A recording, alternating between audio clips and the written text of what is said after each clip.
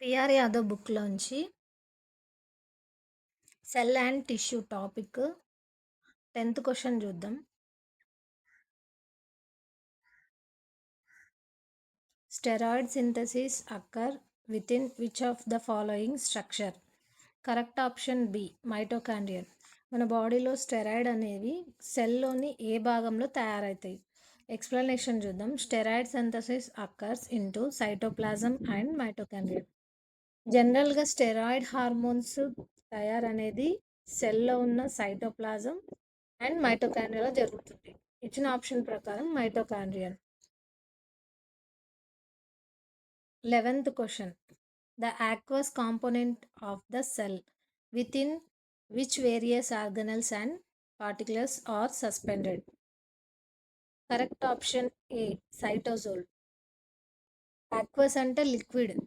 సెల్లో ఉండే aqueous liquid. ఆ లిక్విడ్లో మిగతా ఆర్గనల్స్ అన్నీ తేలుతుంటాయి. ఆ భాగాన్ని ఏమంటారు అనేది క్వశ్చన్. ఎక్స్ప్లెనేషను. ఇక్కడ చాలామంది కన్ఫ్యూజ్ అవుతుంటారు. చిన్న లాజిక్ గుర్తుపెట్టుకోవాలి. సైటోప్లాజం. సైటోప్లాజం అంటే న్యూక్లియస్కి సెల్ మెంబ్రెన్కి మధ్య ఉండే మొత్తంని సైటోప్లాజం అంటాం. ఇందులో ఓన్లీ లిక్విడ్తో పాటు మిగతా organelles, example mitochondria, Golgi bodies అన్నీ కలిసి ఉంటాయి. ఇది సైటోప్లాజం. సైటోజోల్ ఏంటంటే సైటోప్లాజంలో ఉన్న ఓన్లీ లిక్విడ్ యాక్వస్, ఆ పార్ట్ని మాత్రమే సైటోజోల్ అంటాం. ఇచ్చిన క్వశ్చన్ ఏంటి? యాక్వస్ కాంపోనెంట్ అని అడిగారు, కాబట్టి కరెక్ట్ ఆప్షన్ ఏ సైటోజోల్. ఎక్స్ప్లెనేషన్ చూద్దాం. Cytoplasm means all components between nucleus and cell membrane. Cytoplasm includes cytosol and the organelles, cells internal substructure, example mitochondria. Cytosol is the only fluid of cytoplasm and aqueous solution of ions and nutrients. 12th question చూద్దాం. The organelles concerned with the metabolic process are present inside the, అంటే సెల్లో జరిగే జీవక్రియలు అంటే metabolic ప్రాసెస్కు సంబంధించి organelles అన్నీ ఎక్కడ ఉంటాయి? Correct option c cytoplasm. మన సెల్లో మెటబాలిక్ యాక్టివిటీస్ జరిగేది మైటోకాండ్రియా. రైబోజోమ్ లాంటి కణాలన్నీ కూడా ఇక్కడ తేలుతుంటాయి సైటోప్లాజంలో కదా. అందుకే మెటబాలిక్ ప్రాసెస్ జరిగేది కూడా ఆర్గనెల్స్ అన్నీ సైటోప్లాజంలోనే. కరెక్ట్ ఆప్షన్ వచ్చి c cytoplasm. 13th question. Proteins that are to be used outside the cell are synthesized. Correct option B on the rough endoplasmic reticulum. మన సెల్ బయట యూజ్డ్ ప్రోటీన్స్ ఎక్కడ తయారవుతాయి అని అడుగుతున్నారు క్వశ్చన్. ఎక్స్ప్లెనేషన్ చూద్దాం. ఇక్కడ త్రీ పాయింట్స్ గుర్తుపెట్టుకోవాలి. రఫ్ ఎండోప్లాస్మిక్ రెటిక్యులం కొన్ని రైబోజోమ్స్ వెళ్ళి రఫ్ ఎండోప్లాస్మిక్ రెటిక్యులం మీద అతుక్కొని ఉంటాయి.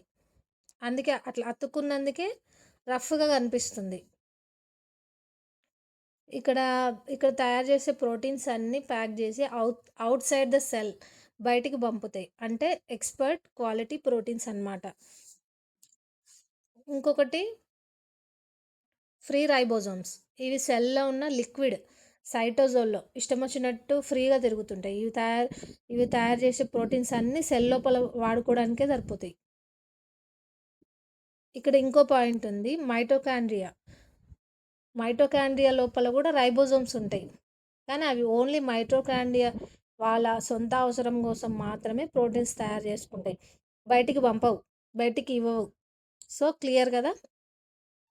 కణం లోపల ఉండే ప్రోటీన్ అయితే ఫ్రీ రైబోజోము, సెల్ బయట ఉండే ప్రోటీన్ అయితే రఫ్ ఎండోప్లాస్మిక్ రెటిక్యులం. ఎక్స్ప్లెనేషన్ ఒకసారి చదువుతా చూడండి. Ribosomes attached to outer surface of rough endoplasmic reticulum synthesize protein for use of outside the cell. Free ribosome synthesize proteins used in the cytosol, fluid portion of cytoplasm, and ribosomes inside mitochondria synthesize protein used only into mitochondria. Smooth endoplasmic reticulum does not have the ribosomes on its outer surface. 14th question. Endoplasmic reticulum is concerned with the synthesis of. Endoplasmic reticulum అనేది వేటి తయారీకి సంబంధించింది. ఇక్కడ two two correct options అయ్యే chance ఉంది.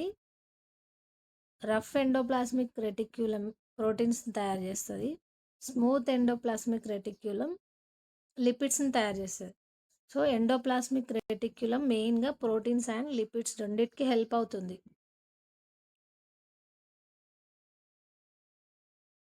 Correct option B proteins అని ఇచ్చారు ఇక్కడ.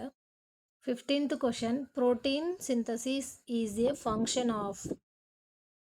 Correct option B rough endoplasmic reticulum. ఇక్కడ క్లియర్గా అడిగారు ప్రోటీన్ సింథసిస్ అనేది కింది వాటిలో ముఖ్యమైన విధి ఏంటిది అని. రఫ్ ఎండోప్లాస్మిక్ రెటిక్యులం పైన క్వశ్చన్ కంటిన్యూషన్ ఇది. అంటే smooth endoplasmic reticulum rough endoplasmic reticulum రెండు తెలుసు కదా. ఎండోప్లాస్మిక్ రెటిక్యులం మీద రైబోజోమ్స్ చిన్న చిన్న చుక్కలు అతుక్కొని ఉంటాయి, అంటే దాన్ని రఫ్ ఎండోప్లాస్మిక్ రెటిక్యులం అంటాం. ఈ రైబోజోమ్స్ ఉండే అక్కడ ఏం తయారైతే ప్రోటీన్ తయారవుతుంది, కాబట్టి ప్రోటీన్ సింథసిస్ అనగా రఫ్ ఎండోప్లాస్మిక్ రెటిక్యులం. ఇది గుర్తుండాలి.